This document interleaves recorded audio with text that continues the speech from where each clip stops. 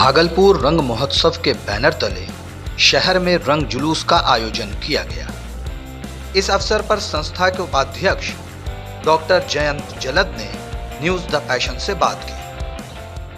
कलाकारों का एक लंबा चौड़ा जुलूस निकला। जी हाँ। कहाँ के कलाकार हैं और मकसद क्या है इसका? हमारे शहर में भागलपुर रंग महोत्सव एक ऐसी संस्था है जो विगत कई सालों से अभी तक लगातार अपने कार्यक्रम को पेश करते हुए 10वें वर्ष में प्रवेश की है।